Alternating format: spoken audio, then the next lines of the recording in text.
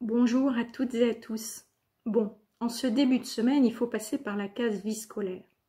Je ne sais pas trop comment je vais justifier les absences nombreuses de la semaine dernière. Ils ont dû bien s'amuser, les 6 nains de Blanche-Neige, à m'inscrire à plusieurs examens, car avec le printemps, j'ai vu fleurir dans mon agenda des cours de maths en CAP, des cours de SI-CIT, de SVT, d'espagnol et même des heures de vie de classe. Et je n'y ai pas assisté, car je suivais déjà en simultané un tuto pour Teams pour les 3e prépa métiers, une présentation du télétravail pour les apprentis, tout en m'informant sur tous les rituels qui rythment une journée de CP. C'est sûr, maintenant ma photo dans le trombinoscope d'école directe apparaît avec un cadre bien plus rouge que la couleur du couloir de la direction générale.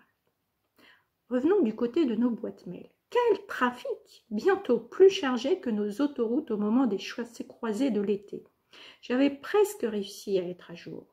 Avant. Mais alors là, ce n'est plus du tout le cas. Les collègues, les élèves, les familles, il y a de quoi avoir le vertige, c'est certain. Alors, pour ne pas nous y perdre, essayons de découvrir ensemble cette autre vie dans nos boîtes de réception. Vous savez, cet autre monde, façon Alice au Pays des Merveilles ou Toy Story, dès que nous ne sommes plus scotchés à nos écrans et que nous nous déconnectons. Ce qui m'a mis sur cette piste en premier, c'est quand quelqu'un du CF1 m'a évoqué l'ange Olivier. Lui, je n'en avais jamais entendu parler, parce que d'habitude, les anges ont des ailes. Saint Gabriel, Saint Michel, Saint Raphaël. Mais là, c'était bizarre. Et puis, plus tard dans la semaine, une autre personne a fini son mail en écrivant « Atchoum ». Eh bien, le voilà, le 7e nain de Blanche-Neige. Forcément, il n'est pas avec les autres, il est confiné. Et là, j'ai compris. Alors que j'avais croisé encore bien d'autres personnages, certains démunis, d'autres pressés.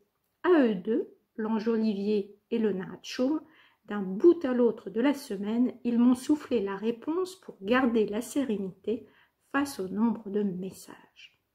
L'ange Olivier nous invite à prendre du recul ou de la hauteur, à repérer, par le chemin de l'intériorité, les surprises et les clins d'œil de la vie, à voir le bon côté des choses et à s'émerveiller. À la manière de la romancière et essayiste Belinda Cannon. Les oiseaux s'en fichent. J'observe les mésanges sur la haie d'en face, parfois un merle ou une brune merlette. La nature ne sait pas.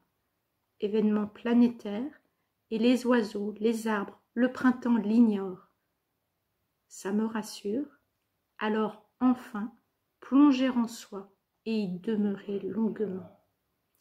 Le nain Atchoum, lui, nous emmène sur le terrain de la légèreté, de la poésie et de l'humour. Cela fait du bien et cela nous relie dans la complicité et le partage, même à travers nos écrans.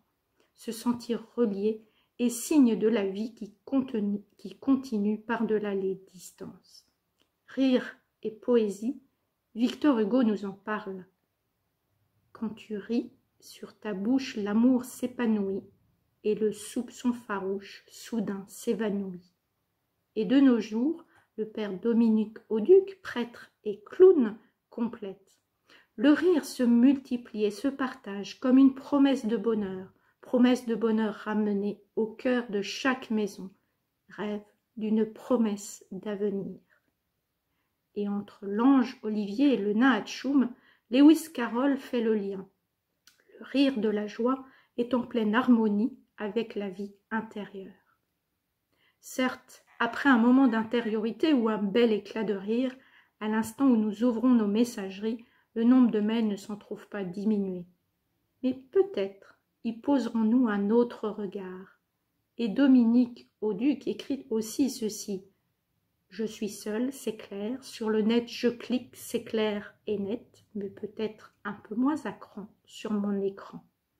Car cet écran, c'est ma fenêtre ouverte pour voir tout ce que nous côtoyons, l'ange Olivier et le nain Atchoum, et surtout chacun de vous. Alors, bonne semaine, et plus que jamais, soyons reliés les uns aux autres.